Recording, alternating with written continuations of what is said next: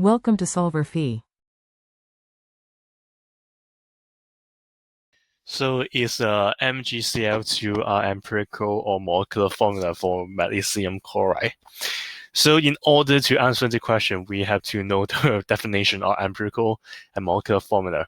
So both of them, they have to show all the elements. But for empirical formula, we're looking at the simplest ratio of all of the elements, the number of the elements, simplest ratio. But for molecular formula, we're looking at the exact number. Okay, so we know the definition of both of them. When we go back to look at our magnesium chloride, so magnesium chloride would be MgCl2, MgCl2, and and if we actually think about this compound, actually it's an ionic compound. So it's an ionic compound. Okay, so for ionic compound,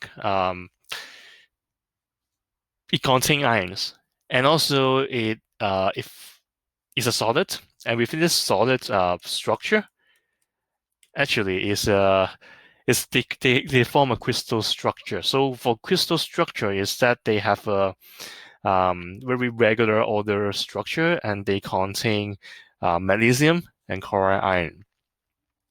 Okay, so in that solid structure, for magnesium and chloride ion, they are in a special formation, and then they are going to repeat this formation or conformation in three-dimensional of different direction to have a magnesium chloride crystal. So if we actually give the exact number, it will be really, really large, really, really large. It would depend how large your crystal, and also depend on the dimension.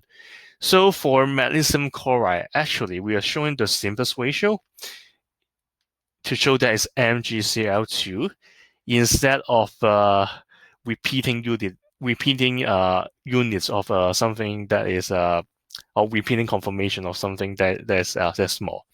So again, if we want to show the molecular formula of that magnesium chloride, I think it won't be practical, and also we just don't know.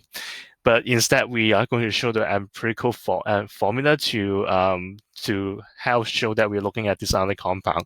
So for this case, actual number we don't know. So, but we are going to show the simplest ratio in order to represent this ionic compound.